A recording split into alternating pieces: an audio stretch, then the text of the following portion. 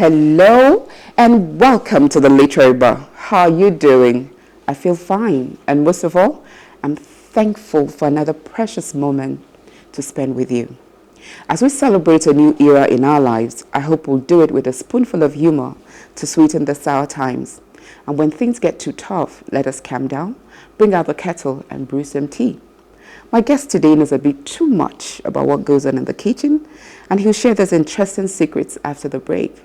Our favorite mugs are here, so we will have some tea. Join us after the break.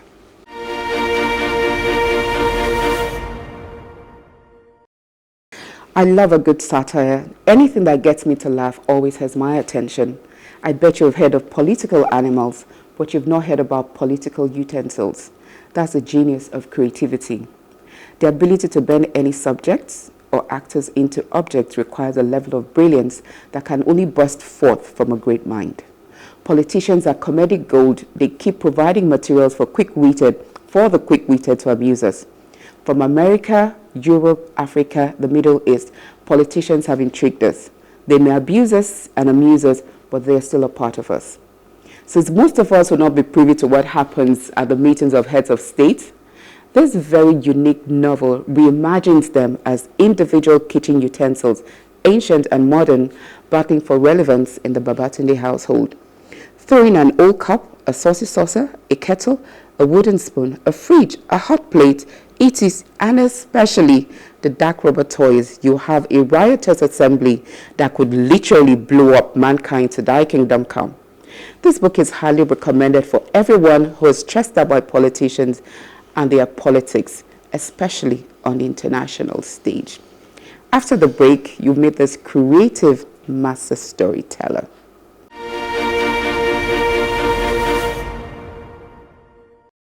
My guest today, Ben I. Omage, aka BIO, is a writer, concept and content creator and aggregator, and also a media consultant. He holds a BA in History and International Studies from LASUTH, Masters in Diplomacy and Strategic Studies from UNILAG. Ben serves as the creative director at Sila Productions. He also represents Everett Films, a UK-based aggregation company, as a content manager for Africa. Welcome, Ben, BIO. Great to be here. Thank you so much. I'm fine. Thank you. You look fine. Thank you. How are you keeping? I'm keeping well. Could be better, but thank God. Yes. So this your book is marvelous. And I'm looking at it and I'm wondering, how did you get the concept to aggregate all these world leaders into Babatunde's kitchen? Tell me. That's what happens in the mind. Like there's a saying, great minds think alike. So these are great minds. To put them into a collage in the kitchen had to be inspired in the kitchen. So I was in the kitchen somewhere in Marlborough Road, London. So I was cooking and something came up and I thought about the world and world politics. And at the time, I think the UK just finished the Olympics.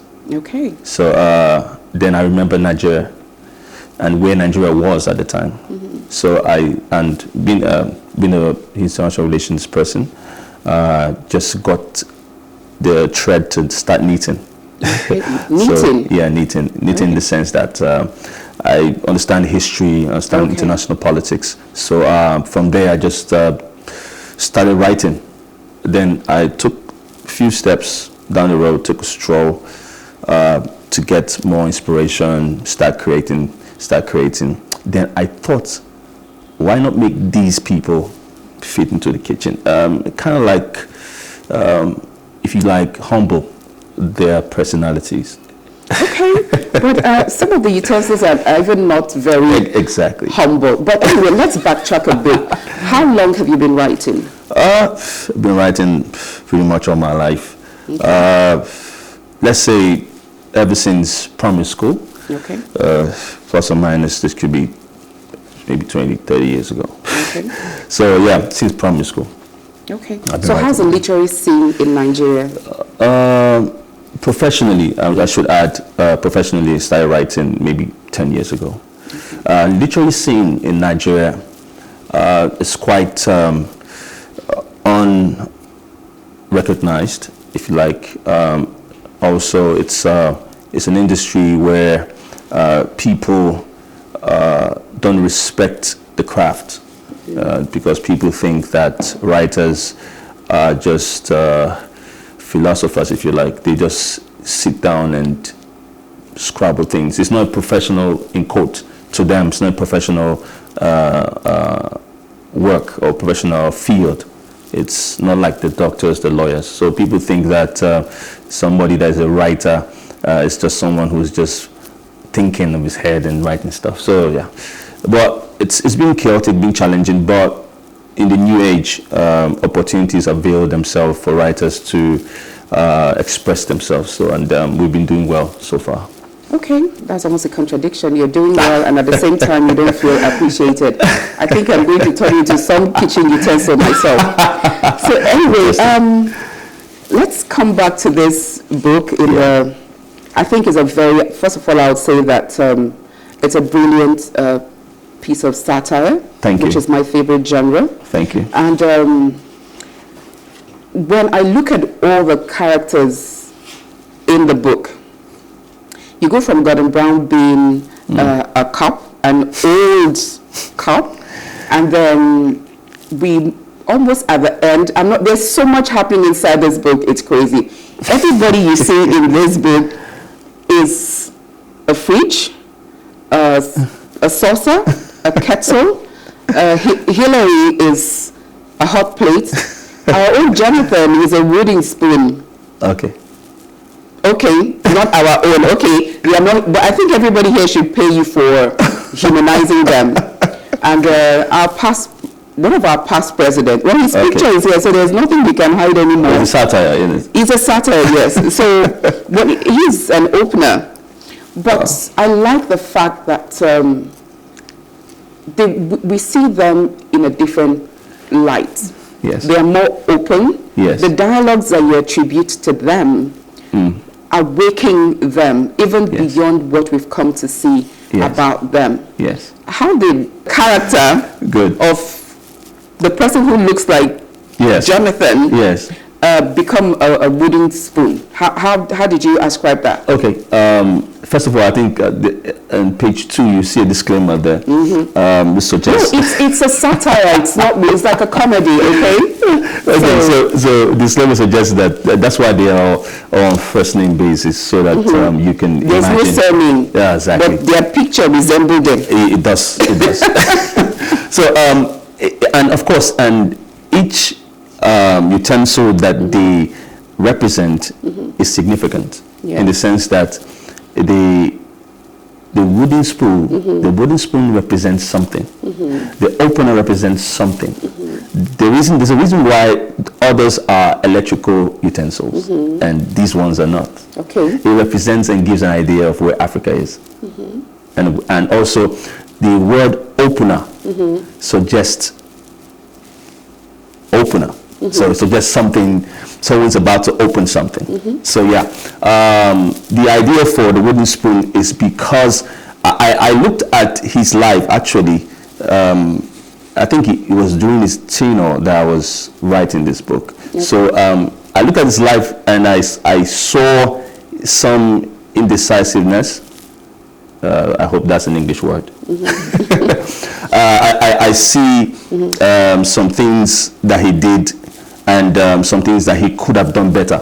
So and that's why in his dialogue in the book, the electrical utensils didn't take it easy with him. No, they didn't. But he stood his ground. I like the fact that where the wooden spoon represented by AKA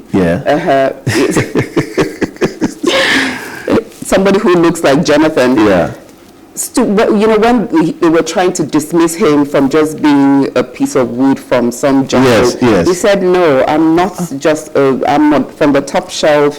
And all that. So I found that quite interesting. That he was able to literally stand his ground and say that, No, you may all have been fabricated, but I'm, from the top shelf. Exactly, from the top shelf. This is that's what about education, I think. Yes, so that is great. And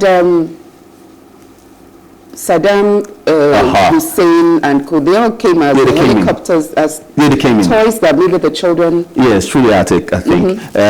They came in, and that was the era he was dealing with those issues. He was dealing with security, because the book dealt with issues that are in the front burner. Yes, that's why it's literally front burner, because we're in the kitchen. Exactly. So he was dealing with things in his era that he could have done better, and they were asking questions. Bush, the teacup, was saying, "What are you doing? How are you handling this?" In fact, the conversation with him and the opener was the former president's trying to ridicule his efforts. But if you read the book, you see he's trying to ridicule his efforts, but he was trying to defend himself. Yes. So, but the issues that they did, issues such as new age issues as gender equality, Hillary being the exactly. hot plate. Yeah, we dealt with such issues there. Christine being the one handling all the mess that spills from the golden cup. Exactly. And you know what Christine represents. Yes, I do. Since we're not using their father's name, their surname, so yes. And Christine had to deal with those issues, and she did balance it. She did balance it. And Vlad is quite a naughty gentleman. He still is. You said we're not using their surname, so he still is. He still is, and he got into a lot of issues, confrontations with the saucer, with the teacup and the hot plates. Yes. Yes. And the fridge, there's the old fridge and the new fridge. Nicholas and George. Nicholas and Donald. Yes. Oh, and Donald was almost mild. And that Donald is. Do you know who Donald is? We would not know him. And Donald played. It was really outstanding. It's more like I'm looking for the literally word. He was ahead of his time in this book. Because the time frame he was speaking, I don't know how I got that in there. The time frame was speaking from, he was not supposed to be there, but he's there. And he's still here. Yeah, he's still here. We can't get to him. And he's doing some real, he answered a lot of questions and dealt with the terrorists in the kitchen very well. And it's amazing to see that even Shekau, the grand entrance. Yeah. We're going to take a short break, and when we come back, we're going to go into the kitchen, deeper into Ben's kitchen. See you at the break.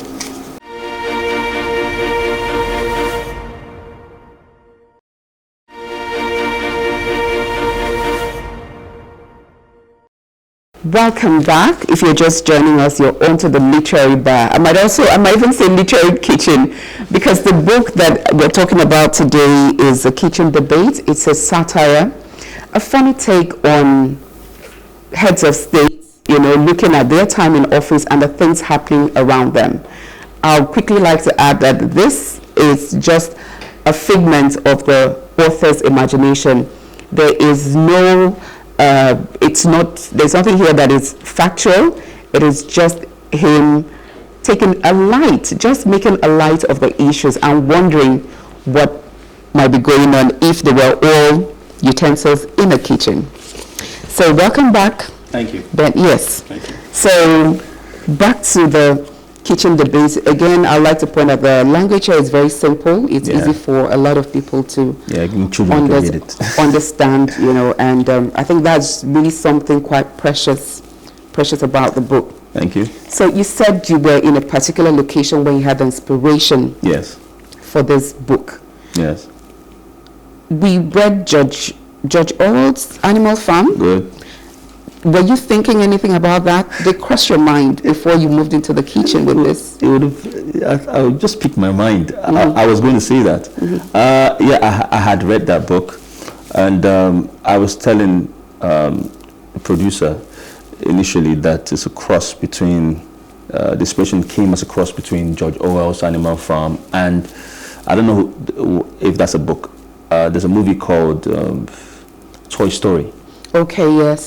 So Tom Hanks. Those two material did a lot of work in my mind. Yeah. And other things I got by my own inspiration. The situation of the world was just my background, my study, international relations.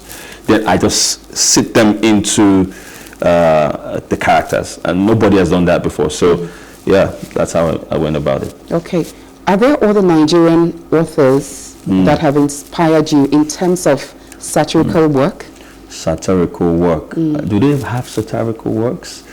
Benanaho in his time, I don't know if you've read the complete Nigerian and How to Be a Nigerian. Yeah, I have not, but I know Ben Nahoro. Okay. I've not read that book. Peter Nahoro, Peter Pan. No, not Peter. I know Ben. The politician?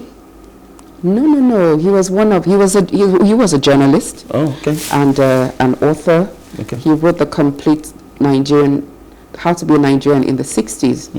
I think as you were going into this genre, you should actually go look. I will look for those books. I will. But back to you. You are this is your show, and it's all about the kitchen debate. How come we didn't have more women being represented? Because typically, as an African, they say the kitchen is a woman's place. Right. We had two women, Hillary and Christine, and that was it. I never thought about that. It's true. You know, Namibia just got a woman president, yes. and that's what America refused to do. So. And in Tanzania has a female president too. Okay, but I know that Namibia just got her. Yes, and the numbers are increasing. That's good. Yeah. At the time I wrote this, I was not thinking gender. Okay. I was thinking situations. I was thinking what's on the front burner. I was thinking what's happening. And Lugard, Hillary were very much in the mix. Yeah, they were in the mix of things, talking. There's a lot of politics. There were elections ongoing there. Even our Ngozi was also right up there. Obi was mentioned, but she didn't have a character. Role, yes, she was mentioned. Ngozi was mentioned as well. But my point is that they didn't have a role. We have men because maybe next episode or next edition we might have some women like that. But they didn't have a role because they were not in the front burner. In the eye of the storm, if you like, or controversy, they were not. So this. But they had national assignment. Christine is on the international stage. Yeah, she was dealing with she didn't head any country. Yeah, international. International. Anyway, next time we might have. Yes, like we might. It would be nice to have all Africans, African kitchen debate story. Yes, we think about that. Yeah. We think about that. So we have these troublemakers who came in along the way, but interestingly, they didn't have their roles or their characters as utensils. No, they dropped in either as toys. Even Shakal came in as a toy. Very good. So I'm wondering why. I didn't want to because what they represent. Okay. I don't want to make them I want to make them subjects of the conversation, not utensils. Okay. And if I wanted to make them utensils, it could be in a violent utensil. And if you notice, the very sharp utensils were not given so much loud acclaim, although Jihadi John was a jackknife. That's the only one, because of the era that man represented was not so good. Yes. So rest of them came in through the attic because I wanted to give them. I wanted to play down violence. Yeah. Okay. I did that on purpose. But that's the reality of our lives. It is. It is actually in the world. It is. So how long did it take you to write this book? I wrote the book perhaps 6 months. Okay. But I wrote it for 6 months when I got back, but I edited it for 6 years. Okay. Okay. Were you removing some utensils or adding new ones along the way? I was getting topical issues, getting editing, proofreading, and getting issues that are more people oriented. people-centered, like the issue of gender and equality, the issue of like that's what the character of the opener represented. I had to deal with issues of marriage of young girls in the North. And I dealt with that lightly. Yes, you did. And it's quite interesting because Muhammad, the opener, was saying that the fact that girls up north are allowed to go to school and get married after the education, and you think, and you did that with a hint of irony. Yes. But what I'm trying to even highlight is the fact that even down the east and over here, some girls get married without going to school. The families don't want them to. They think it's a waste of time educating the female child because she's going to answer somebody's name. That's an interesting subject. Yes. So I'm just saying that Muhammad might actually have a point because we all have northern girls. Yeah, that's why I played the positive. Yes, I played the negative of it. But again, the banter between, I'm very particular about them because they're my own. The banter between Muhammadu, the opener, and Jonathan, very brief.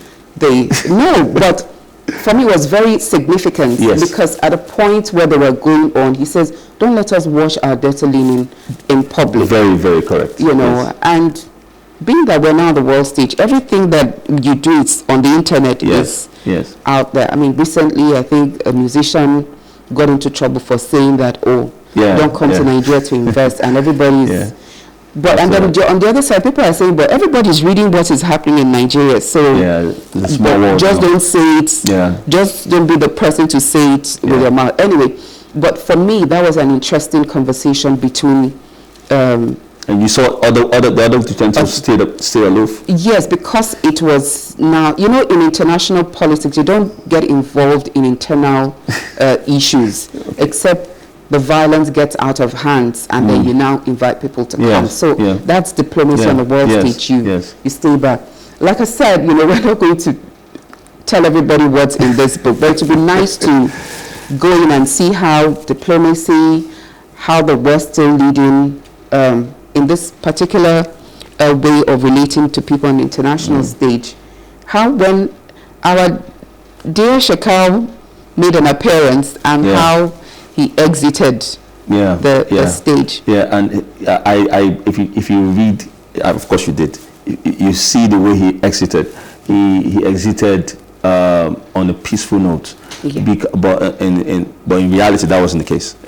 But on a peaceful note, because I tried to paint Africa, and indeed West Africa, in a good light. And because it's a satire. Tell the true story, but humorously get it across. Or argumentatively get it across.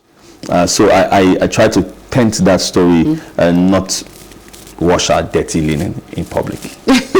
You know, so we can't play ostrich because they say once you put your head down, the world can see the rest of your business.